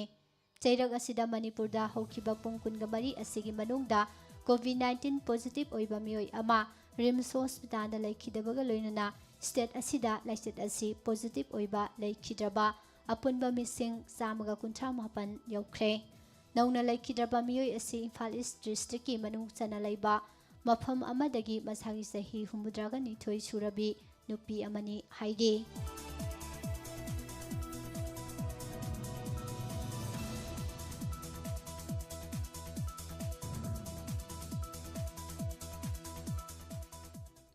Assam Rifles की director general lieutenant general सुगदीप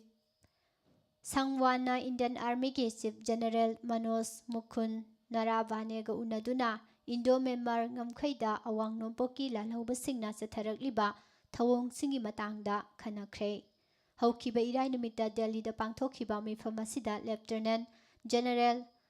Sangwana Army Chief da awang nompoki lanmi singna mi khomagi thabak chatharakliba amadi Myanmar da makhoigi kem kaya hangdokliba sigi matangda report amaso pikhatkhi hairi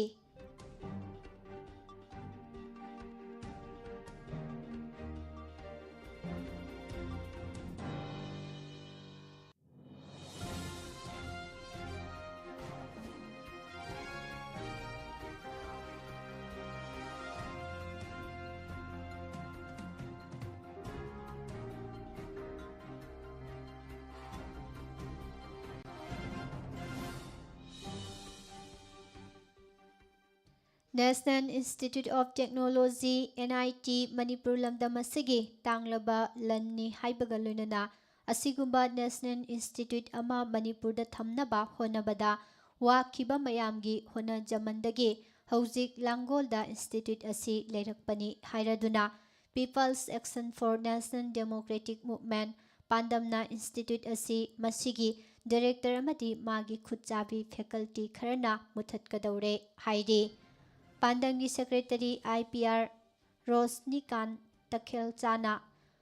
Thoglakhiba cherol amada kumja Englishing ani taranipal da Institute asigi faculty khara launanabagi interview NIT campus asida tawbagi mahutta director na magi maramdam oiriba Kolkata da pangthoi haibagi matangda miyamna complain tawba laikhre tha amagi manungda numit 15 suna office da phamdabagi wakat singsu lakpadagi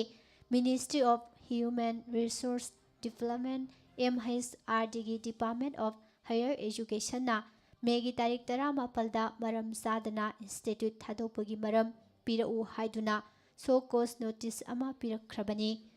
maru oina March ki tarik 5 dagi May faba headquarter thadopagi maram pirau hairakhibani Director oiriba Professor Gautam Chutadharna so cause notice asigi reply oina Megi tarik 13 da pikhiba si maram sade hairakduna amuk July ki tarik 15 da MHRD gi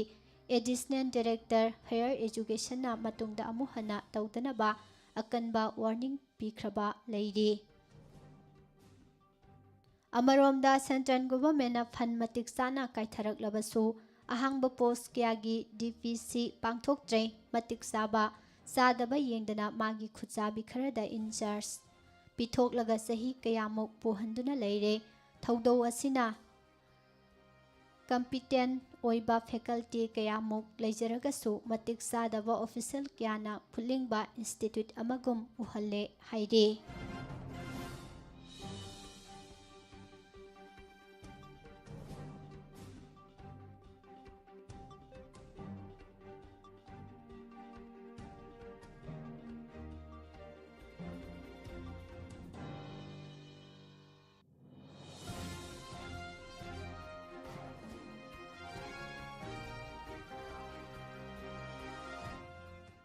ꯀꯛꯆꯤꯡ police ꯁ꯭ꯇꯦꯁꯟꯒꯤ ꯃꯅꯨꯡ ꯆꯟꯕ ꯋꯥꯕꯒꯥꯏ ꯂꯝꯈꯥꯏꯗ ꯂꯩꯕ ꯁꯅꯥ ꯍꯣꯁꯄꯤꯇꯥꯜꯗ ꯅꯍꯥꯟ ꯑꯌꯨꯛ ꯄꯨꯡ 9:30 ꯇꯥꯕꯗ ꯃꯈꯣꯡ ꯈꯨꯅꯤꯡꯗ ꯁꯣꯛꯄꯗꯒꯤ ꯐꯣꯠꯅꯕ ꯄꯨꯈꯠꯂꯛꯈꯤꯕ ꯃꯁꯥꯒꯤ ꯆꯍꯤ 35 ꯁꯨꯔꯕꯤ ꯋꯥꯏꯈꯣꯡ ꯄꯣꯝꯊꯥꯄꯣꯛꯄꯤꯗꯒꯤ ꯃꯧ ꯅꯍꯥ ꯑꯃ ꯈꯪꯍꯧꯗꯅ ꯂꯩꯈꯤꯗꯕꯒꯤ ꯃꯇꯥꯡꯗ ꯌꯥꯅꯤꯡꯗꯕ ꯐꯣꯡꯗꯣꯛꯇꯨꯅ ꯉꯔꯥꯡ ꯃꯤꯌꯥꯝꯅ ꯋꯥꯏꯈꯣꯡ ꯀꯩꯊꯦꯜꯗ ꯋꯥꯀꯠ ꯃꯤꯐꯝ ꯐꯝꯈ꯭ꯔꯦ ꯂꯥꯏꯕꯛ ꯊꯤꯕ ꯊꯧꯗꯣꯛ ꯑꯁꯤꯗ ꯂꯩꯈꯤꯗ꯭ꯔꯕꯤ ꯅꯨꯄꯤ ꯑꯁꯤꯒꯤ ꯃꯃꯤꯡ ꯏꯕꯦꯂꯩꯁꯥ ꯂꯥꯏꯁ꯭ꯔꯝ ꯆꯍꯤ 35 ꯃꯄꯨꯔꯣꯏꯕ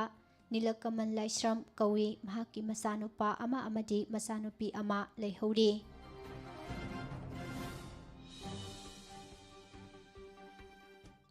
ꯆꯥꯏꯜ ꯂꯥꯏꯟ ꯊꯧꯕꯥꯜꯒꯤ ꯃꯦꯝꯕꯔ 3ꯅ ꯁꯥꯕ ꯇꯤꯝ ꯑꯃꯅ ꯆꯥꯏꯜ ꯃꯦꯔꯤꯌꯦꯖ ꯑꯃꯒꯤ ꯃꯇꯥꯡꯗ ꯅꯍꯥꯟ ꯅꯨꯄꯤ ꯃꯌꯨꯝꯗ ꯋꯥꯔꯤ ꯁꯥꯅꯕ ꯆꯠꯂꯨꯕꯗ ꯃꯐꯝ ꯑꯗꯨꯒꯤ ꯃꯤꯑꯣꯏꯁꯤꯡ ꯑꯃꯗꯤ ꯂꯩꯀꯥꯏꯒꯤ ꯃꯤꯑꯣꯏ ꯀꯌꯥ ꯌꯥꯎꯅ ꯃꯦꯝꯕꯔꯁꯤꯡꯕꯨ ꯐꯥꯖꯤꯜꯂꯒ ꯑꯀꯤ ꯑꯈꯪ ꯄꯤꯔꯛꯈꯤꯕ ꯊꯧꯑꯣꯡꯕꯨ ꯃꯇꯨꯡꯗ ꯑꯃꯨꯛ ꯍꯟꯅ ꯊꯣꯛꯍꯟꯕꯤꯒꯅꯨ ꯍꯥꯏꯅ ꯆꯥꯏꯜ ꯂꯥꯏꯟ ꯑꯁꯤꯒꯤ ꯃꯦꯝꯕꯔꯁꯤꯡꯅ ꯄꯦꯟꯗꯕ ꯐꯣꯡꯗꯣꯔꯛꯂꯤ ꯋꯥꯡꯖꯤꯡꯗ ꯂꯩꯕ ꯆꯥꯏꯜ ꯂꯥꯏꯟ ꯑꯁꯤꯒꯤ ꯑꯣꯐꯤꯁꯇ ꯄꯥꯡꯊꯣꯛꯈꯤꯕ ꯄꯥꯎꯃꯤꯁꯤꯡꯒ ꯎꯅꯕ ꯊꯧꯔꯝ ꯑꯃꯗ ꯊꯧꯗꯣꯛ ꯑꯁꯤꯒꯤ ꯃꯇꯥꯡꯗ ꯐꯣꯡꯗꯣꯛꯂꯗꯨꯅ ꯑꯀꯤ ꯑꯈꯪ ꯅꯪꯂꯛꯈ꯭ꯔꯕꯤ ꯃꯦꯝꯕꯔ ꯁꯔꯥꯡꯊꯦꯝ ꯁꯣꯕꯤꯇꯥꯅ ꯆꯥꯏꯜ ꯂꯥꯏꯟ ꯊꯧꯕꯥꯜꯅ ꯊꯥ ꯑꯁꯤꯒꯤ 22ꯒꯤ ꯅꯨꯃꯤꯗꯥꯡ ꯄꯨꯡ 8:15 ꯇꯥꯔꯛꯄꯗ ꯏꯃꯔꯖꯦꯟꯁꯤ ꯍꯦꯜꯞꯂꯥꯏꯟ ꯅꯝꯕꯔ 1098ꯒꯤ ꯈꯨꯠꯊꯥꯡꯗ ꯑꯉꯥꯡ ꯂꯨꯍꯣꯡꯕꯒ ꯃꯔꯤ ꯂꯩꯅꯕ ꯀꯦꯁ ꯑꯃꯒꯤ ꯀꯝꯄ꯭ꯂꯦꯟ ꯑꯃ ꯂꯥꯛꯈꯤ ꯃꯁꯤꯒꯤ ꯃꯇꯨꯡ ꯏꯟꯅ ꯆꯥꯏꯜ ꯂꯥꯏꯟꯒꯤ ꯔꯨꯇꯤꯟ ꯀꯦꯁ ꯏꯟꯇꯔꯚꯦꯟꯁꯟꯒꯤ ꯄꯥꯔꯠ ꯑꯃ ꯑꯣꯏꯅ ꯃꯊꯪꯒꯤ ꯅꯨꯃꯤꯠ ꯑꯣꯛꯇꯣꯕꯔꯒꯤ ꯇꯥꯔꯤꯛ 22ꯗ district child protection unit DCPU ꯊꯧꯕꯥꯜꯒꯤ ꯇꯤꯝ ꯑꯃ ꯍꯧꯖꯤꯛ ꯊꯧꯕꯥꯜ ꯗꯤꯁꯇ꯭ꯔꯤꯛꯀꯤ LPO ꯑꯃꯗꯤ CMPOꯒꯤ ꯊꯕꯛꯁꯨ ꯄꯨꯔꯤꯕ ꯂꯤꯒꯦꯜ ꯀꯝ ꯄ꯭ꯔꯣꯕꯦꯁꯟ ꯑꯣꯐꯤꯁꯥꯔ ꯆꯥꯟꯗꯜꯒ ꯂꯣꯏꯅꯅ ꯍꯩꯔꯣꯛ ꯀꯕꯣ ꯂꯩꯀꯥꯏꯗ ꯂꯩꯕ L ꯔꯥꯙꯥꯃꯅꯤ ꯀꯧꯕ ꯃꯤꯑꯣꯏ ꯑꯃꯒꯤ ꯌꯨꯝꯗ ꯆꯠꯈꯤ ꯍꯥꯏꯔꯤ ꯑꯗꯨꯕꯨ ꯍꯥꯏꯔꯤꯕ ꯃꯤꯑꯣꯏ ꯑꯁꯤ ꯎꯅꯕ ꯐꯪꯂꯛꯈꯤꯗꯦ ꯑꯇꯣꯞꯄ ꯏꯃꯨꯡꯒꯤ ꯃꯤꯑꯣꯏꯁꯤꯡ ꯎꯅꯗꯨꯅ ꯆꯍꯤ ꯁꯨꯗꯕ ꯑꯉꯥꯡ ꯂꯨꯍꯣꯡꯕ ꯍꯥꯏꯕꯁꯤ ꯄ꯭ꯔꯣꯍꯤꯕꯤꯁꯟ ꯑꯣꯐ ꯆꯥꯏꯜ ꯃꯦꯔꯤꯌꯦꯖ ꯑꯦꯛ 2006ꯒꯤ ꯃꯈꯥꯗ ꯑꯌꯥꯕ ꯄꯤꯗꯦ ꯂꯨꯍꯣꯡꯕꯒꯤ ꯊꯧꯔꯝ ꯇꯧꯕꯤꯗꯅꯕ ꯋꯥꯔꯤ ꯁꯥꯅꯔꯝꯈꯤ ꯍꯥꯏꯔꯤ ꯂꯣꯏꯅꯅ ꯆꯍꯤ ꯁꯨꯗꯅ ꯂꯨꯍꯣꯡꯕꯅ ꯇꯨꯡꯗ ꯑꯉꯥꯡ ꯃꯁꯥꯒꯤ ꯍꯛꯁꯦꯜꯗ ꯑꯃꯁꯨꯡ ꯏꯃꯨꯡ ꯃꯅꯨꯡ ꯑꯃꯗꯤ ꯈꯨꯟꯅꯥꯏꯗ ꯄꯤꯔꯛꯀꯗꯕ ꯆꯩꯊꯦꯡꯁꯤꯡꯒꯤ ꯋꯥꯔꯤ ꯁꯥꯔꯝꯂꯒ ꯑꯉꯥꯡ ꯑꯗꯨꯕꯨ CWC ꯊꯧꯕꯥꯜꯗ ꯄꯨꯊꯣꯛꯄꯤꯔꯛꯅꯅꯕ ꯍꯥꯏꯔꯝꯈꯤꯕꯅꯤ ꯃꯐꯝ ꯑꯗꯨꯗꯒꯤ ꯊꯣꯛꯂꯛꯂꯒ ꯀꯥꯏꯔꯦꯟꯕꯤꯈꯣꯛꯇ ꯂꯩꯕ ꯂꯥꯏꯁ꯭ꯔꯝ ꯄ꯭ꯔꯦꯝꯖꯤꯠ ꯀꯧꯕ ꯃꯤꯑꯣꯏ ꯑꯃꯒꯤ ꯌꯨꯝꯗ ꯑꯃꯨꯛ ꯆꯠꯇꯨꯅ ꯃꯊꯛꯀꯤ ꯑꯁꯨꯝꯅ ꯋꯥꯔꯤ ꯁꯥꯅꯔꯝꯈꯤꯕꯅꯤ ꯃꯊꯪꯒꯤ ꯅꯨꯃꯤꯠ ꯑꯣꯛꯇꯣꯕꯔꯒꯤ ꯇꯥꯔꯤꯛ 23ꯗ ꯍꯩꯔꯣꯛ ꯀꯕꯣ ꯂꯩꯀꯥꯏꯗ ꯂꯩꯕ L ꯔꯥꯙꯥꯃꯅꯤꯒꯤ ꯌꯨꯝꯗ ꯇꯦꯂꯤꯐꯣꯟ ꯇꯧꯗꯨꯅ ꯑꯉꯥꯡ ꯑꯗꯨ CWCꯗ ꯄꯨꯔꯛꯅꯅꯕ ꯑꯃꯨꯛꯀꯁꯨ ꯋꯥꯔꯤ ꯁꯥꯅꯈꯤ ꯃꯗꯨꯗ ꯃꯤꯑꯣꯏ ꯑꯁꯤꯅ ꯃꯍꯥꯛꯀꯤ ꯌꯨꯝꯗ ꯋꯥꯔꯤ ꯐꯖꯅ ꯁꯥꯅꯈꯤꯁꯤ ꯍꯥꯏꯗꯨꯅ ꯆꯥꯏꯜ ꯂꯥꯏꯟꯒꯤ ꯇꯤꯝꯕꯨ ꯀꯧꯔꯛꯈꯤꯕꯅꯤ ꯃꯁꯤꯗꯒꯤ ꯆꯥꯏꯜ ꯂꯥꯏꯟꯒꯤ ꯃꯥꯏꯀꯩꯗꯒꯤ S ꯏꯃꯣꯆꯥ N ꯁꯄꯅꯥ ꯌꯥꯎꯅ ꯁꯣꯕꯤꯇꯥ ꯃꯁꯥꯃꯛꯀ ꯃꯦꯝꯕꯔ 3ꯅ ꯋꯥꯔꯤ ꯁꯥꯅꯅꯕꯒꯤꯗꯃꯛ ꯅꯨꯡꯊꯤꯜꯒꯤ ꯄꯨꯡ 2 ꯇꯥꯔꯛꯄ ꯑꯗꯨꯋꯥꯏꯗ ꯆꯠꯈꯤꯕꯅꯤ ꯍꯥꯏꯕ ꯋꯥꯐꯝꯁꯤꯡ ꯐꯣꯡꯗꯣꯔꯛꯈꯤ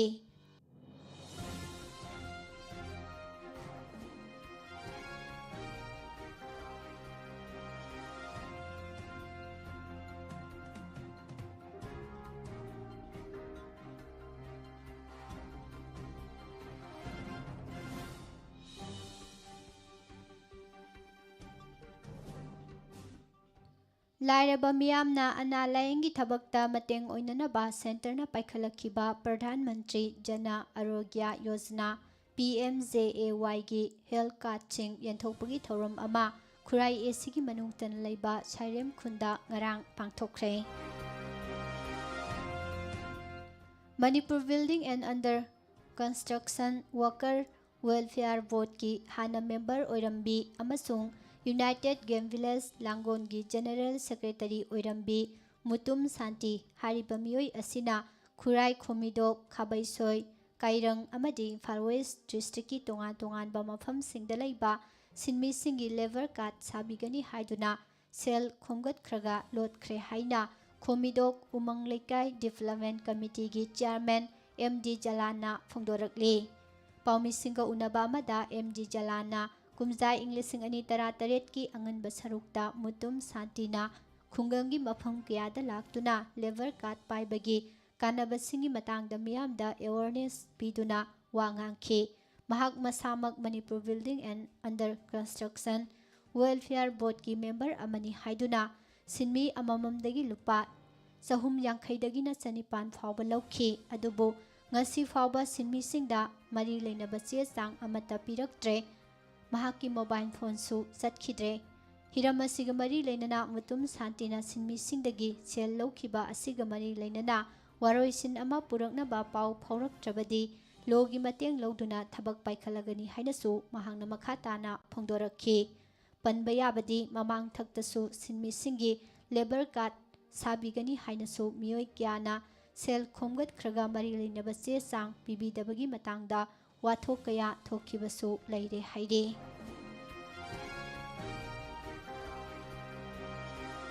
ꯁꯦꯀ꯭ꯌꯨꯔꯤꯇꯤ ꯐꯣꯔꯁꯁꯤꯡꯒꯤ ꯖꯣꯏꯟꯠ ꯑꯣꯄꯔꯦꯁꯟꯗ ꯉꯔꯥꯡ ꯀꯥꯡꯄꯣꯛꯄꯤ ꯗꯤꯁꯇ꯭ꯔꯤꯛꯀꯤ ꯑꯦꯟ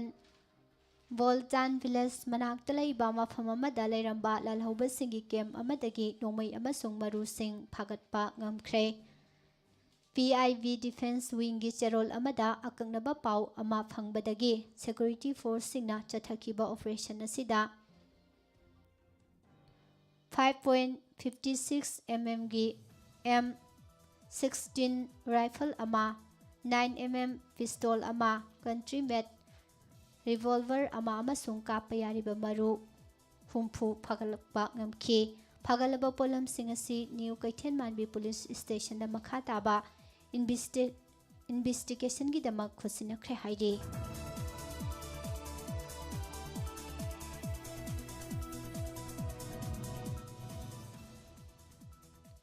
ꯄꯥꯎꯒꯤ ꯃꯔꯛ ꯊꯠꯅ ꯍꯧꯖꯤꯛ ꯉꯁꯤꯒꯤ ꯔꯥꯁꯤꯐꯣꯟ ꯇꯥꯃꯤꯟꯅꯁꯤ꯫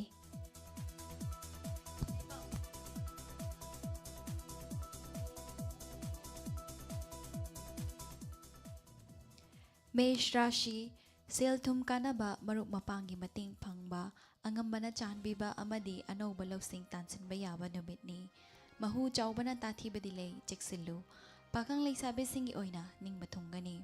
ꯕ꯭ꯔꯤꯁ ꯔꯥಶꯤ ꯀꯤꯕ ꯄꯣꯛꯄ ꯂꯩꯔꯁꯨ ꯑꯅꯤꯡꯕ ꯄꯥꯡꯕ, ꯍꯛꯆꯥꯡ ꯅꯨꯡꯉꯥꯏꯕ ꯑꯃꯗꯤ ꯃꯔꯨꯞ ꯃꯄꯥꯡꯒꯤ ꯃꯇꯦꯡ ꯐꯪꯖꯕ ꯅꯨꯃꯤꯠꯅꯤ꯫ ꯄꯥꯏꯔꯛꯀꯤ ꯂꯧꯁꯤꯡ ꯆꯥꯎꯏ, ꯃꯇꯝ ꯂꯧꯒꯅꯨ, ꯆꯪꯁꯤꯜꯂꯨ꯫ ꯄꯥꯈꯪ ꯂꯩꯁꯥꯕꯤꯁꯤꯡꯒꯤ ꯑꯣꯏꯅꯗꯤ ꯂꯥꯏꯕꯛ ꯐꯒꯅꯤ꯫ ꯃꯤꯊꯨꯟ ꯔꯥಶꯤ ꯆꯔꯥꯡꯅꯕ, ꯑꯅꯝ ꯇꯥꯟꯕ ꯑꯃꯗꯤ ꯅꯥꯄꯜꯅ ꯃꯥꯡꯍꯟꯒꯗꯕ ꯅꯨꯃꯤꯠꯅꯤ꯫ ꯑꯗꯨꯕꯨ ꯌꯦꯛꯅꯕꯗꯤ ꯉꯝꯖꯕ ꯑꯃꯗꯤ ꯄꯥꯡꯒꯜ ꯊꯧꯅꯥ ꯐꯨꯗꯣꯛꯄꯅ ꯄꯥꯡꯉꯝꯗꯕ ꯊꯕꯛ ꯄꯥꯡꯕ ꯉꯝꯒꯅꯤ꯫ ꯄꯥꯈꯪ ꯂꯩꯁꯥꯕꯤꯁꯤꯡꯒꯤ ꯑꯣꯏꯅꯗꯤ ꯇꯞꯊꯧ꯫ ꯀꯔꯀꯠ ꯔꯥಶꯤ ꯅꯆꯥ ꯅꯅꯥꯏ ꯆꯥꯎꯈꯠꯄ, ꯄꯣꯔꯝ ꯌꯥꯊꯣꯛꯄꯒꯤ ꯑꯃꯗꯤ ꯊꯧꯅꯥ ꯐꯨꯗꯣꯛꯄꯒꯤ ꯀꯥꯟꯅꯕ ꯐꯪꯕ ꯂꯩ꯫ ꯂꯣꯏꯅꯕꯅ ꯇꯦꯡꯕꯥꯡꯕꯤꯕꯁꯨ ꯑꯣꯏ, ꯑꯗꯨꯕꯨ ꯈꯨꯔꯧ ꯊꯥꯡꯕꯗꯤ ꯂꯩ꯫ ꯄꯥꯈꯪ ꯂꯩꯁꯥꯕꯤꯁꯤꯡꯒꯤ ꯑꯣꯏꯅꯗꯤ ꯊꯤꯕ ꯍꯨꯝꯕ ꯀꯜꯂꯨ꯫ ꯁꯤꯡꯍ ꯔꯥಶꯤ ꯑꯔꯨꯕ ꯊꯕꯛꯇ ꯃꯍꯨ ꯆꯥꯎꯕꯅ ꯌꯦꯡꯁꯤꯟꯕ ꯂꯩꯒꯅꯤ, ꯑꯗꯨꯅ ꯁꯛꯈꯪꯗꯕ ꯊꯥꯖꯒꯅꯨ꯫ ꯅꯪꯒꯤ ꯑꯣꯏꯕ ꯃꯤꯒꯤ ꯃꯇꯦꯡꯅ ꯅꯔꯜ ꯆꯥꯎꯈꯠꯀꯅꯤ ꯑꯃꯗꯤ ꯂꯧꯁꯤꯡ ꯐꯪꯒꯅꯤ꯫ ꯄꯥꯈꯪ ꯂꯩꯁꯥꯕꯤꯁꯤꯡꯒꯤ ꯑꯣꯏꯅꯗꯤ ꯃꯥꯏ ꯄꯥꯛꯀꯅꯤ꯫ ꯀꯟꯌꯥ ꯔꯥಶꯤ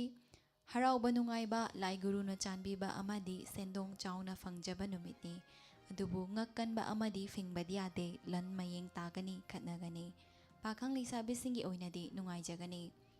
ꯇꯨꯂꯥ ꯔꯥಶꯤ ꯑꯉꯝꯕꯅ ꯆꯩꯕꯤꯕ ꯌꯥꯕ ꯑꯃꯗꯤ ꯄꯣꯔꯝ ꯌꯥꯠꯄꯗ ꯆꯦꯛꯁꯤꯟꯗ꯭ꯔꯕꯗꯤ ꯆꯣꯞꯄ ꯌꯥꯕ ꯑꯃꯗꯤ ꯑꯁꯥ ꯆꯥꯎꯔꯨꯕꯅ ꯃꯥꯡꯕ ꯂꯩꯒꯅꯤ꯫ ꯏꯃꯨꯡ ꯃꯅꯨꯡ ꯋꯥ ꯇꯥꯅꯕꯅ ꯂꯟ ꯆꯥꯎꯈꯠꯄꯗꯤ ꯂꯩ꯫ ꯄꯥꯈꯪ ꯂꯩꯁꯥꯕꯤꯁꯤꯡꯒꯤ ꯑꯣꯏꯅꯗꯤ ꯋꯥꯉꯥꯡ ꯍꯩꯌꯨ꯫ ꯕ꯭ꯔꯤꯁꯆꯤꯛ ꯔꯥಶꯤ ꯉꯥꯡꯊꯣꯛꯄꯗ ꯔꯥಶꯤ ꯌꯥꯎꯕ, ꯑꯔꯪ ꯑꯔꯥꯛ ꯐꯪꯕ ꯌꯥꯕ ꯑꯃꯗꯤ ꯈꯨꯔꯧ ꯊꯥꯡꯕ ꯂꯩꯔꯝꯕꯁꯨ ꯀꯣꯛꯆꯕ ꯅꯨꯃꯤꯠꯅꯤ꯫ ꯅꯈꯥ ꯊꯥꯕꯅ ꯅꯔꯜ ꯃꯥꯡꯍꯟꯒꯅꯤ, ꯈꯟꯊꯗꯕ ꯇꯧꯒꯅꯨ꯫ ꯄꯥꯈꯪ ꯂꯩꯁꯥꯕꯤꯁꯤꯡꯒꯤ ꯑꯣꯏꯅꯗꯤ ꯏꯀꯥꯏ ꯈꯨꯝꯅꯕ ꯐꯪꯏ꯫ ꯙꯅꯨ ꯔꯥꯁꯤ ꯂꯝ ꯈꯨꯗꯤꯡꯗ ꯃꯥꯏ ꯄꯥꯛꯀꯅꯤ ꯈꯨꯆꯥꯎ ꯊꯥꯎ ꯍꯧꯔꯣ ꯑꯐꯕ ꯊꯕꯛꯇ ꯅꯤꯡꯍꯟꯅꯒꯅꯨ ꯑꯃꯗꯤ ꯑꯔꯥꯞꯄ ꯆꯠꯄ ꯀꯥꯟꯅꯒꯅꯤ ꯃꯤꯌꯥꯝꯒꯤ ꯃꯇꯦꯡꯅ ꯄꯥꯡꯉꯝꯗꯕ ꯊꯕꯛ ꯄꯥꯡꯕ ꯉꯝꯒꯅꯤ ꯄꯥꯈꯪ ꯂꯩꯁꯥꯕꯤꯁꯤꯡꯒꯤ ꯑꯣꯏꯅꯗꯤ ꯅꯨꯡꯁꯤ ꯃꯔꯤ ꯐꯩ ꯃꯀꯔ ꯔꯥꯁꯤ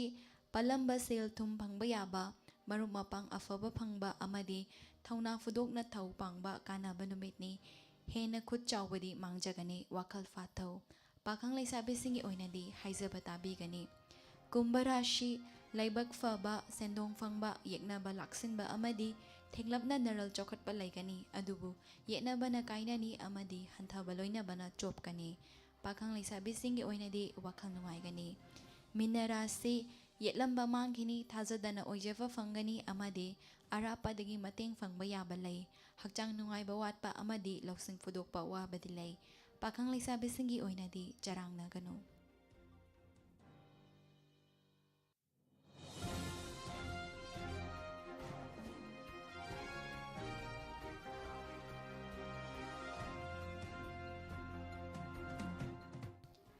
ꯊꯥꯒꯠꯆꯔꯤ ꯑꯟꯖꯂꯤ ꯍꯧꯖꯤꯛ ꯃꯈꯥ ꯇꯥꯔꯛꯄꯗ ꯃꯄꯥꯟꯒꯤ ꯑꯣꯏꯕ ꯄꯥꯎ ꯄꯤꯖꯔꯤ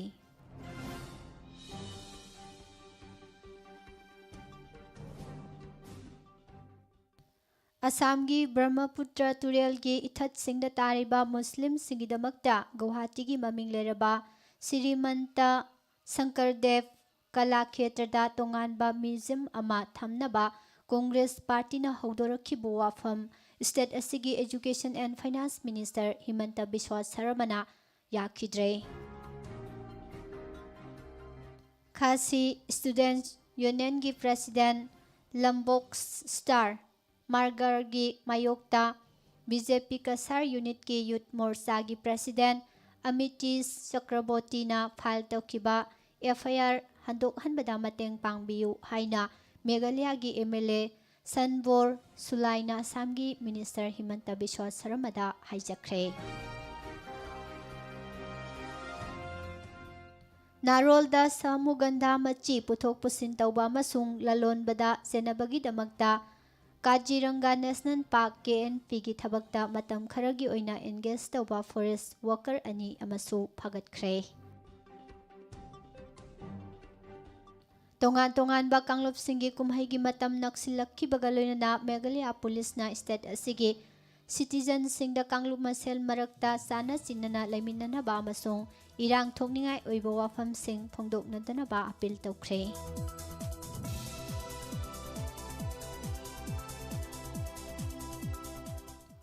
ꯍꯣꯡ ꯀꯣꯡꯒꯤ ꯄ꯭ꯔꯣ-ꯗꯦꯃꯣꯀ꯭ꯔꯦꯁꯤ ꯃꯨꯚꯃꯦꯟꯠ ꯁꯧꯒꯠꯄ ꯃꯥꯂꯦꯝꯒꯤ ꯀꯦꯝꯄꯦꯟꯒꯤ ꯁꯔꯨꯛ ꯑꯃ ꯑꯣꯏꯅ ꯅꯣꯡꯃꯥꯏꯖꯤꯡ ꯅꯨꯃꯤꯠꯇ ꯇꯥꯏꯋꯥꯟꯒꯤ ꯀꯦꯄꯤꯇꯦꯜ ꯇꯥꯏꯄꯦꯏꯗ ꯃꯤꯑꯣꯏ ꯆꯥ ꯀꯌꯥꯅ ꯔꯦꯂꯤ ꯄꯥꯡꯊꯣꯛꯇꯨꯅ ꯃꯦꯟꯂꯦꯟꯒꯤ ꯑꯣꯊꯣꯔꯤꯇꯤꯁꯤꯡꯅ ꯁꯃꯨꯗ꯭ꯔꯗꯒꯤ ꯐꯥꯈꯤꯕ ꯍꯣꯡ ꯀꯣꯡꯒꯤ ꯃꯤꯑꯣꯏ 12 ꯊꯥꯗꯣꯛꯅꯕ ꯗꯤꯃꯥꯟꯗ ꯇꯧꯈ꯭ꯔꯦ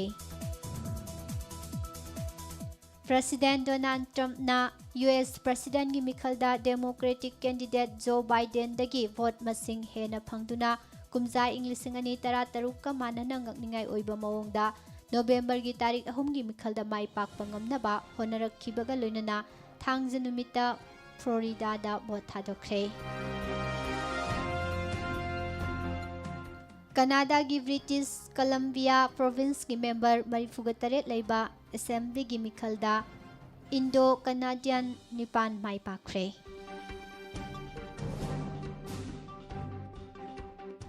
ꯀꯣꯔꯣꯅꯥ ꯚꯥꯏꯔꯁ ꯁꯟꯗꯣꯔꯛꯄ ꯀꯟꯇ꯭ꯔꯣꯜ ꯇꯧꯅꯕꯒꯤ ꯄꯥꯟꯗꯝꯗ ꯊꯝꯂꯤꯕ ꯑꯅꯧꯕ ꯑꯊꯤꯡꯕꯁꯤꯡꯒꯤ ꯃꯥꯌꯣꯛꯇ ꯄꯣꯂꯦꯟꯗꯒꯤ ꯀꯦꯄꯤꯇꯦꯜ ꯋꯥꯔꯁꯣꯗ ꯃꯤꯑꯣꯏ 100,000 ꯀꯌꯥꯅ ꯄ꯭ꯔꯣꯇꯦꯁꯠ ꯇꯧꯈꯤꯕꯒ ꯂꯣꯏꯅꯅ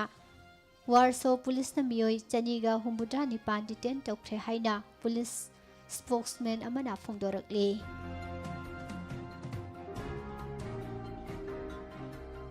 ꯑꯁꯇ꯭ꯔꯦꯂꯤꯌꯥꯒꯤ ꯅꯣꯔꯊ ꯀ꯭ꯋꯤꯟꯁꯂꯦꯟꯗꯒꯤ ꯁꯤꯇꯤ ꯇꯥꯎꯟꯁꯚꯤꯜꯒ ꯅꯛꯅꯅ ꯂꯩꯕ ꯂꯩꯕꯥꯛ ꯑꯁꯤꯒꯤ ꯃꯃꯤꯡ ꯂꯩꯔꯕ ꯒ꯭ꯔꯦꯠ ꯕꯦꯔꯤꯌꯔ ꯂꯤꯞꯇ ꯅꯣꯡꯃꯥꯏꯖꯤꯡ ꯅꯨꯃꯤꯠꯇ ꯃꯁꯥꯒꯤ ꯆꯍꯤ 58 ꯁꯨꯔꯕ ꯅꯨꯄꯥ ꯑꯃ ꯁꯥꯛ ꯑꯃꯅ ꯑꯦꯇꯦꯛ ꯇꯧꯕꯗꯒꯤ ꯐꯤꯚꯝ ꯂꯨꯅ ꯁꯣꯛꯂꯦ ꯍꯥꯏꯅ ꯐꯣꯡꯗꯣꯔꯛꯂꯤ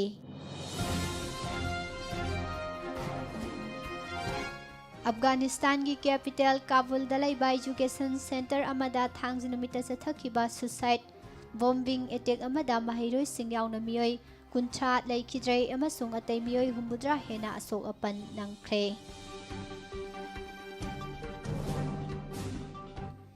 ꯌꯨꯑꯦꯁꯅ ꯀꯥꯇꯔꯗ F-35 warplanesing ꯌꯣꯟꯕꯗ ꯀꯟꯅ ꯊꯤꯡꯕ ꯄꯤꯕ ꯂꯩꯗꯨꯅꯁꯨ ꯌꯨꯑꯦꯁꯀꯤ ꯑꯦꯗꯚꯥꯟꯁ ꯏꯌꯥꯔꯀ꯭ꯔꯥꯐ ꯑꯁꯤ ꯀꯥꯇꯔꯅ ꯁꯣꯏꯗꯅ ꯐꯪꯈꯤꯕ ꯌꯥꯕꯒꯤ ꯐꯤꯚꯝ ꯂꯩ ꯍꯥꯏꯅ ꯏꯖꯔꯦꯂꯤ ꯀꯦꯕꯤꯅꯦꯠ ꯃꯤꯅꯤꯁꯇꯔ ꯑꯃꯅ ꯐꯣꯡꯗꯣꯔꯛꯂꯤ꯫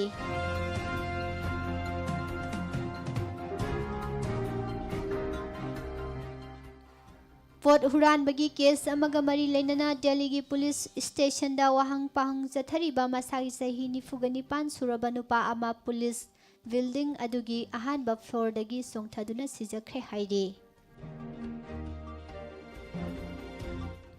ꯁꯦꯟꯇ꯭ꯔꯦꯜ ꯒꯣꯚꯔꯟꯃꯦꯟꯠꯀꯤ ꯏꯝꯄ꯭ꯂꯣꯌꯤꯁꯤꯡꯅ ꯍꯧꯖꯤꯛ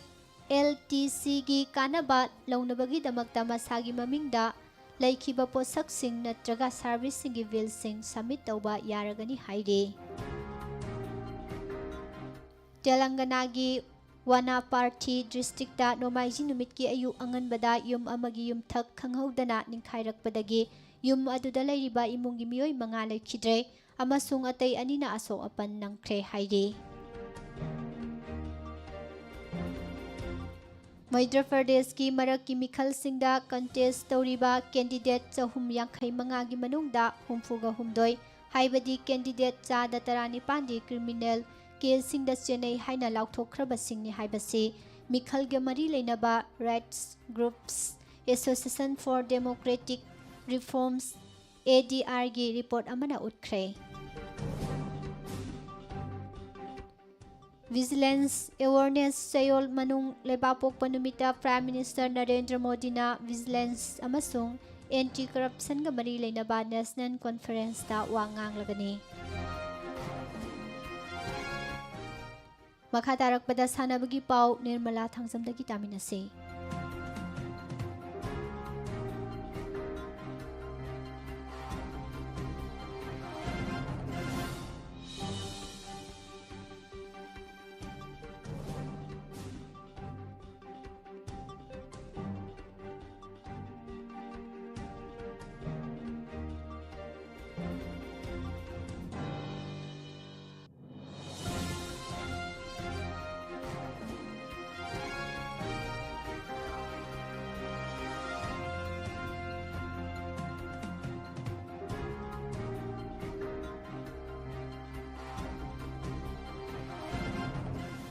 ꯍꯧꯖꯤꯛ ꯃꯈꯥ ꯇꯥꯔꯛꯄꯗ ꯁꯥꯟꯅꯕꯒꯤ ꯄꯥꯎ ꯄꯤꯖꯔꯤ꯫ ꯏꯟꯗꯤꯌꯥꯒꯤ ꯅꯨꯄꯤꯒꯤ ꯆꯦꯁ ꯇꯤꯝꯅ ꯑꯦꯁꯤꯌꯥꯟ ꯅꯦꯁꯟꯁ ꯑꯣꯟꯂꯥꯏꯟ ꯆꯦꯁ ꯆꯦꯝꯄꯤꯌꯟꯁꯤꯞꯀꯤ ꯐꯥꯏꯅꯦꯜꯗ ꯏꯟꯗꯣꯅꯦꯁꯤꯌꯥꯕꯨ ꯃꯥꯏꯊꯤꯕ ꯄꯤꯗꯨꯅ ꯒꯣꯜꯗ ꯃꯦꯗꯜ ꯂꯧꯕ ꯉꯝꯈ꯭ꯔꯦ꯫ ꯅꯨꯄꯥꯒꯤ ꯇꯤꯝꯗꯤ ꯑꯣꯁꯇ꯭ꯔꯦꯂꯤꯌꯥꯒꯤ ꯃꯈꯨꯠꯇ ꯃꯥꯏꯊꯤꯕ ꯅꯪꯗꯨꯅ ꯁꯤꯜꯚꯔ ꯃꯦꯗꯜ ꯐꯪꯍꯧꯔꯦ꯫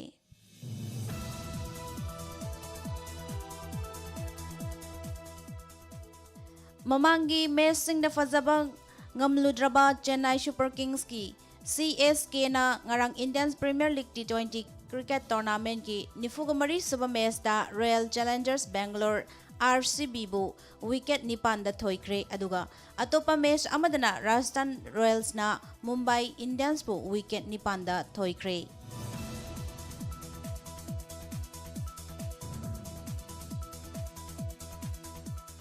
ꯀꯨꯝꯖꯥ 2018-19ꯒꯤ ꯏꯪꯂꯤꯁ ꯄ꯭ꯔꯤꯃꯤꯌꯔ ꯂꯤꯒ ꯐꯨꯠꯕꯣꯜ ꯇꯣꯔꯅꯥꯃꯦꯟꯠꯀꯤ ꯆꯦꯝꯄꯤꯌꯟ ꯂꯤꯚꯔꯄꯨꯜ ꯑꯁꯤ ꯆꯍꯤ ꯑꯁꯤꯒꯤ 6ꯁꯨꯕ ꯔꯥꯎꯟꯗ ꯃꯥꯏ ꯄꯥꯛꯄ ꯉꯝꯈ꯭ꯔꯦ꯫ ꯑꯃꯔꯣꯝꯗ ꯃꯦꯟꯆꯦꯁꯇꯔ ꯌꯨꯅꯥꯏꯇꯦꯗ ꯑꯃꯁꯨꯡ ꯆꯦꯜꯁꯤ ꯗ꯭ꯔꯣ ꯆꯠꯈ꯭ꯔꯦ꯫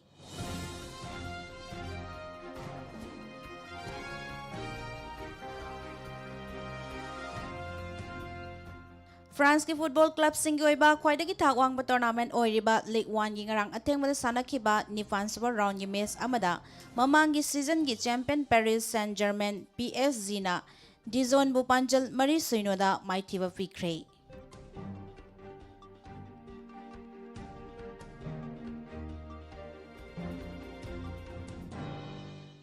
ꯀ꯭ꯔꯤꯀꯦꯠ ꯁꯥꯎꯊ ꯑꯐ꯭ꯔꯤꯀꯥ CSAꯒꯤ ꯇ꯭ꯔꯦꯀꯤꯡ ꯄ꯭ꯔꯦꯁꯤꯗꯦꯟꯠ ꯕꯦꯔꯦꯁꯐꯣꯔꯗ ꯋꯤꯂꯤꯌꯝꯁ ꯑꯃꯗꯤ ꯑꯇꯣꯞꯄ ꯕꯣꯔꯗ ꯃꯦꯝꯕꯔ 4ꯒ ꯂꯣꯏꯅꯅ ꯉꯔꯥꯡ ꯔꯤꯖꯥꯏꯟ ꯇꯧꯈ꯭ꯔꯦ꯫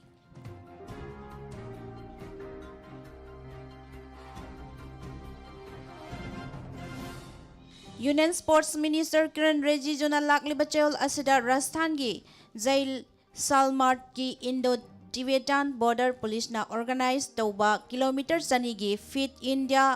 ꯋꯥꯀꯥꯇꯣꯟ ꯍꯧꯗꯣꯛꯂꯒꯅꯤ꯫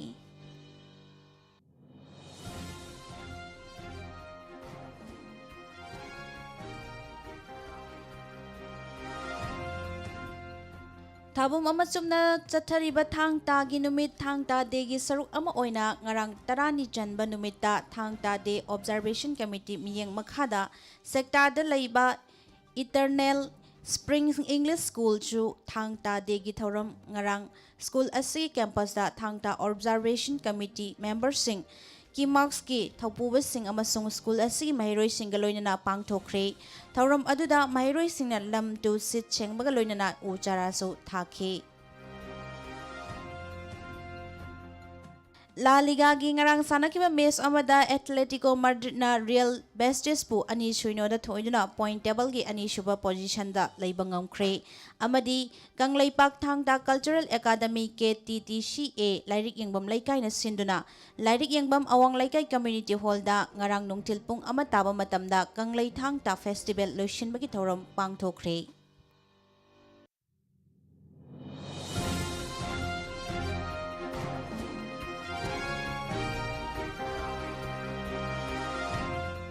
Loina na matam sang na Manipur Masters Athletic Association gi member oibiramba natana sanaroi amasu oina national amadi international championship kaya da su saruk yaram labi Ukhrul district ki Hundung da leiba Kasumrung Athar ke Atharna manung matam chadana ikhang khanghaw da ngarang laikhidabada association asina awaba phongdorakli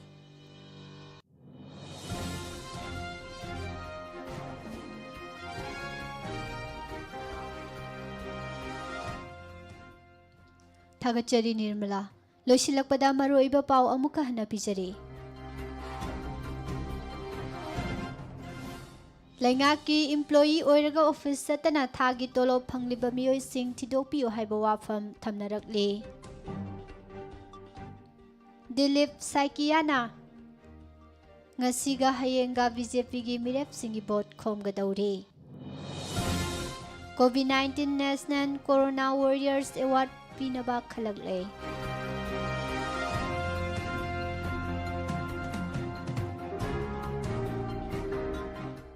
Wangoi Esida NPP na soidana mai pakani haina Deputy Chief Minister Y Joy Kumar na phongdokre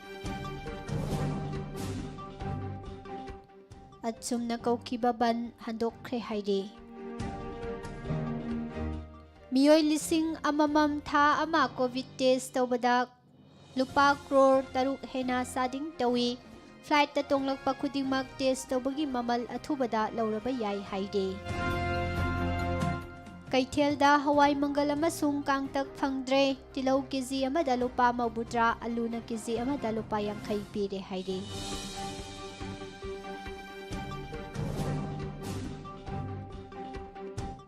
COVID-19 test tawbagi sang hantarakpadagi Manipurda positive oibagi sang su hantarakle positive oiduna laikhidaba masing chamaga kunthra mapan sukre active case lising mariga sama humputaruk oide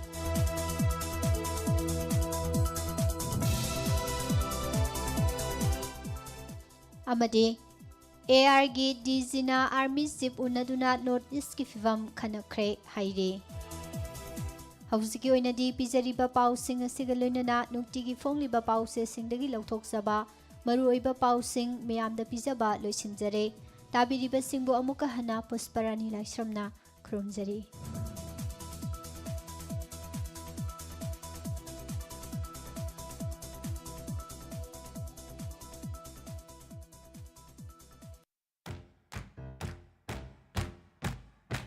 Chalo punna haudok lurasi Chalo warip nasi laururasi Max utrabadi nising halasi Corona bu tinglasi Max utrabadi khanghalasi Corona bu tinglasi Chalo aning ba pang thoglasi Chalo wasak ama saglasi Chalo punangak thok minarasi Ano ba ajumba oy halasi Sapon si jinarasi Samthokani khutsa sengdokani Lepa lepa yengani Max utrabadi nising halasi Corona bu thingani ꯃꯁꯤ ꯑꯅꯧꯕ ꯁꯤꯡꯅꯕꯅꯤ ꯑꯩꯈꯣꯏ ꯄꯨꯟꯅ ꯃꯥꯌꯣꯛꯅꯒꯗꯕꯅꯤ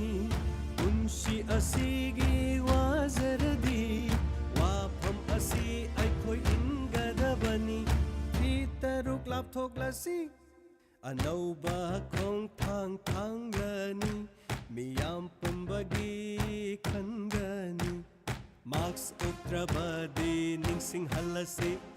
ꯀꯣꯔꯣꯅꯥꯕꯨ ꯊꯤꯡꯂꯁꯤ ꯃꯥꯛꯁ ꯎꯞꯇ꯭ꯔꯕꯗꯤ ꯈꯪꯍꯜꯂꯁꯤ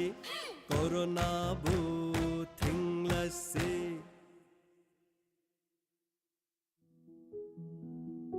ꯊꯕꯛ ꯁꯨꯕ ꯆꯠꯈꯤꯕꯗꯒꯤ ꯃꯤꯑꯣꯏ ꯑꯃ ꯌꯨꯝꯗ ꯍꯟꯖꯤꯜꯂꯛꯇ꯭ꯔꯦ ꯍꯧꯈꯤꯕ ꯑꯣꯛꯇꯣꯕꯔꯒꯤ ꯇꯥꯡ 19 ꯊꯥ 10 ꯏꯪ ꯁꯣꯛ 2010 ꯅꯣꯡꯃꯥꯏꯖꯤꯡ ꯅꯨꯃꯤꯠꯀꯤ ꯅꯨꯡꯊꯤꯜ ꯄꯨꯡ 1 ꯑꯗꯨꯋꯥꯏꯗ ꯆꯍꯤ 53 ꯁꯨꯔꯕ